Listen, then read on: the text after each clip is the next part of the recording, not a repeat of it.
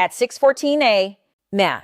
Eastern Standard Time this morning, the United States Department of Defense confirmed what Pakistani officials had feared for months and what Chinese strategists had desperately tried to prevent. A formal directive issued through United States Central Command and coordinated simultaneously with the Department of State and the Department of the Treasury, effectively terminated Pakistan's access to critical port infrastructure along the Arabian Sea corridor that China had spent $62 billion building over the course of 11 years. What happened next sent shockwaves through 3 continents, collapsed negotiations that had taken more than a decade to construct, and exposed the single greatest vulnerability in Beijing's entire Belt and Road Initiative. Not a warning, not a negotiation, a strategic shutdown. This is not simply a diplomatic disagreement between Washington and Islamabad. This is the moment the United States decided to dismantle the economic architecture China has been constructing across South Asia, piece by piece, port by port, dollar by dollar, and the consequences are already cascading faster than anyone in Islamabad or Beijing anticipated. To understand why this matters to every single person watching this right now, consider one number. The port of Gwadar, located on the southwestern coast of Pakistan's Balochistan province, sits exactly 624 kilometers from the Strait of Hormuz, through which approximately 21% of the world's entire petroleum supply passes every single day. That is 21 million barrels of oil. That is 7 billion in energy commodities flowing through a corridor narrower than the English Channel every 24 hours. When the United States moves against a port sitting that close to the world's most critical energy choke point, it is not making a suggestion. It is not sending a signal. It is redrawing the strategic map of the 21st century, and there is no going back. The China-Pakistan Economic Corridor, known universally as CPEC, was supposed to be the crown jewel of President Xi Jinping's Belt and Road Initiative, the single most ambitious infrastructure project any nation had attempted since the Marshall Plan rebuilt Western Europe after the Second World War. Announced with enormous ceremony in April 2013, CPEC promised to connect China's western Xinjiang province to the warm waters of the Arabian Sea through an integrated network of highways, railways, fiber optic cables, power stations, and logistics facilities stretching 3,318 kilometers across some of the most hostile and ungovernable terrain on Earth. The total investment commitment reached $62 billion, making it the single largest infrastructure investment China had ever made in any foreign country in its entire history. Beijing called it a game changer for regional connectivity. Pakistani officials called it a destiny changer for their nation's economic future. The United States called it a strategic threat to American interests in South Asia. And Washington has now moved decisively and irreversibly to prove that assessment correct. The port of Gwadar itself tells the story of why this confrontation was always inevitable. China Overseas Port Holding Company signed a 40-year operational lease on the facility in 2013, gaining complete control of a deepwater port capable of handling vessels drawing up to 14.5 meters. The original master plan called for Gwadar to process 400 million tons of cargo annually by 2045, transforming a fishing village of 85,000 inhabitants into a logistics mega-hub rivaling Dubai's Jebel Ali, the busiest port in the entire Middle East. But the numbers never materialized. By 2025, Gwadar was processing fewer than 1.2 million tons of cargo annually, a fraction of projected capacity so small it barely registered on global shipping metrics, while operating costs consumed $340 million per year against revenues that struggled to reach $38 million. The gap between promise and reality was not a shortfall. It was an abyss. Subscribe to this channel right now and hit that notification bell, because the strategic implications of what just happened at Gwadar are going to reshape the entire balance of power across South Asia and beyond. And the next 72 hours will determine whether Beijing can salvage any part of its $62 billion investment, or whether the entire China-Pakistan economic corridor collapses into the most expensive failure in modern infrastructure history.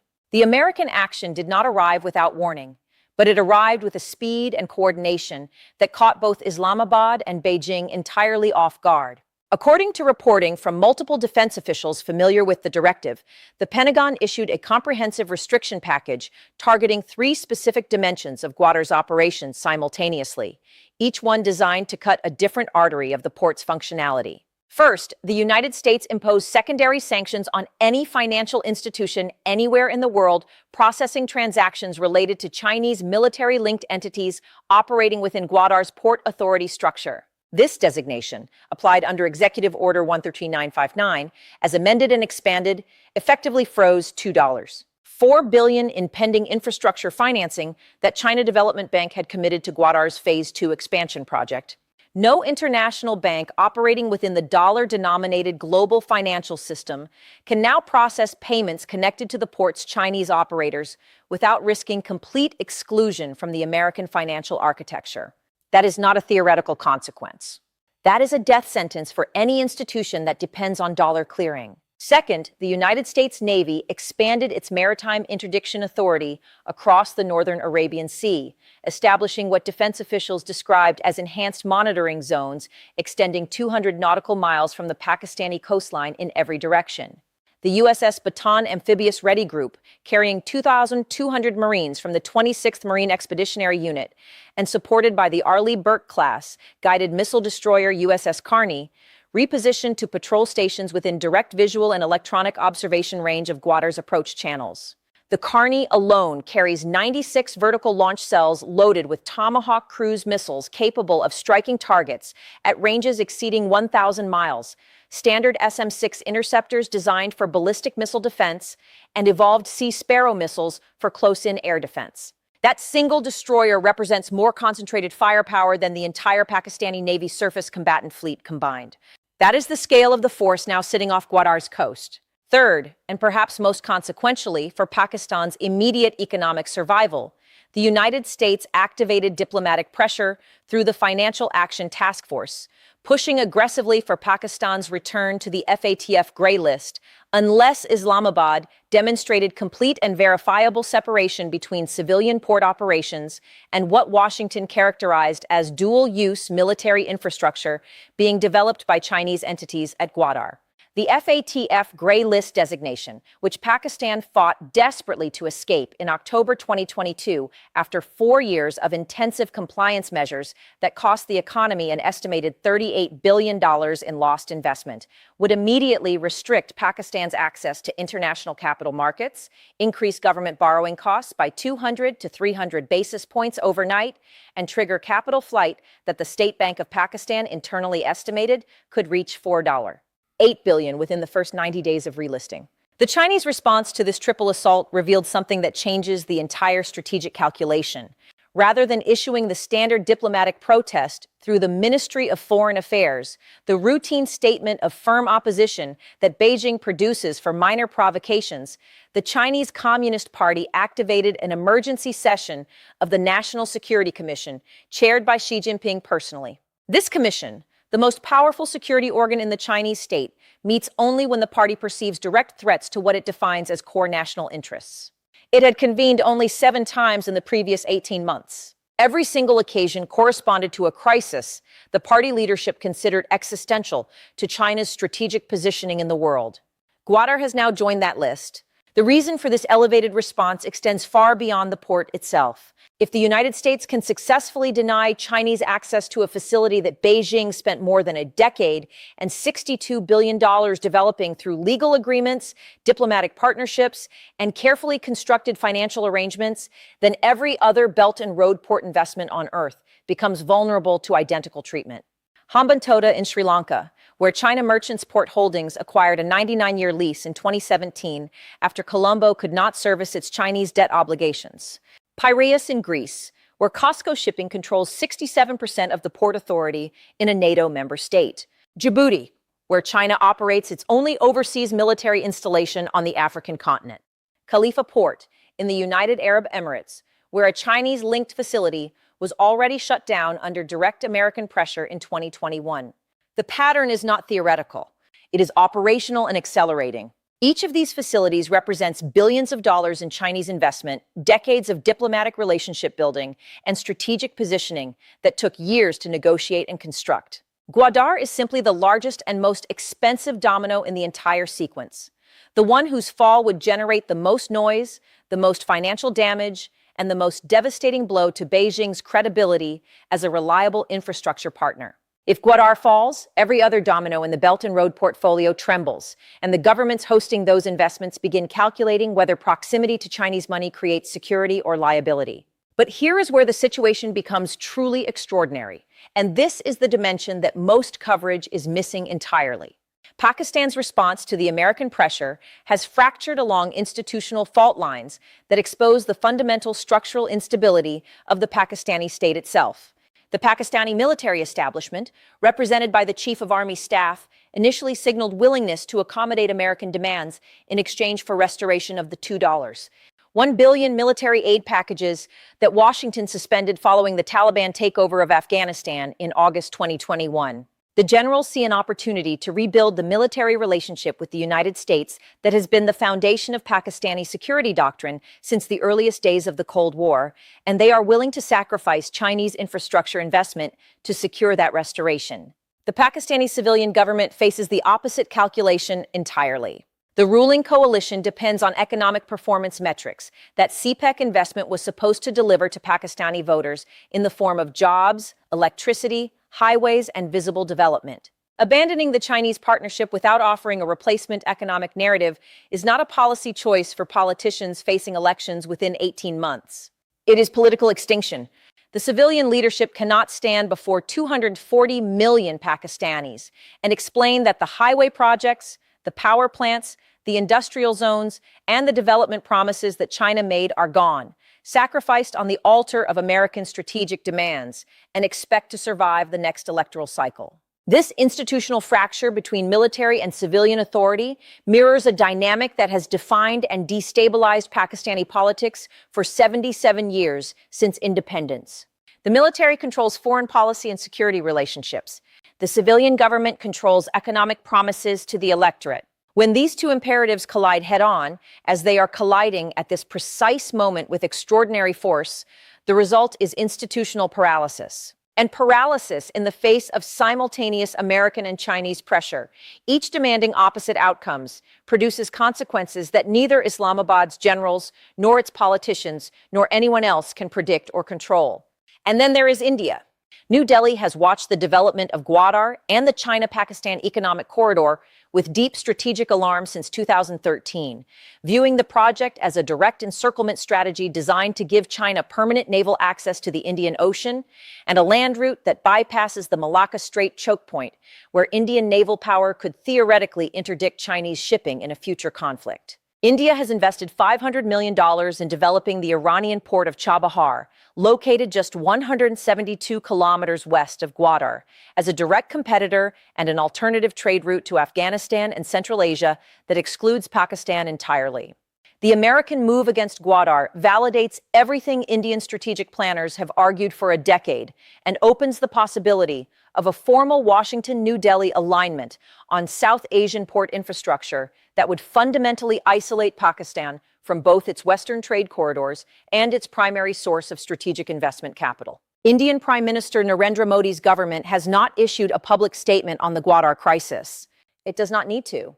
The silence itself communicates everything.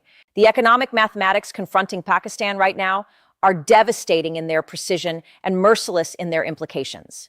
The country's total external debt stands at $130, $7 billion with 24, $8 billion in principal and interest repayments coming due within the next 12 months alone. Foreign exchange reserves held at the State Bank of Pakistan total just $9, $1 billion, covering barely 2 months of essential imports, including fuel, food, and pharmaceuticals. The Pakistani rupee has already depreciated 2% against the dollar in the 72 hours since initial reports of the American action first surfaced in defense media. If FATF gray listing materializes, the International Monetary Fund's $7 billion extended fund facility, which Pakistan secured after months of agonizing negotiations in September 2024, faces automatic review provisions that could freeze disbursements at precisely the moment when Islamabad needs every available dollar to prevent sovereign default. China's options are equally constrained, and this is the part that nobody is talking about. Beijing cannot respond with military escalation because the People's Liberation Army Navy operates exactly 0 permanent naval assets anywhere in the Arabian Sea. China's nearest military installation sits in Djibouti, 2,847 kilometers from Gwadar, across open ocean thoroughly dominated by American carrier strike groups, allied naval forces, and integrated surveillance networks that track every Chinese military vessel from the moment it enters the Indian Ocean. The idea that China could project sufficient military power across that distance to defend its investment at Gwadar against active American naval opposition is not a strategic miscalculation.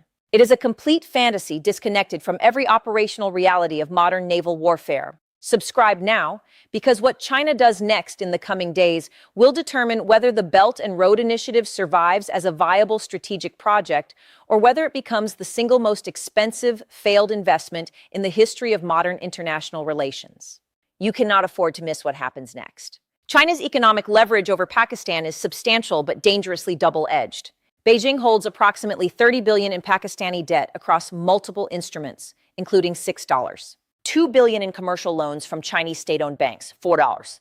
$5 billion in bilateral government-to-government lending, and an estimated $19 billion in energy and infrastructure project financing routed through CPEC-linked entities.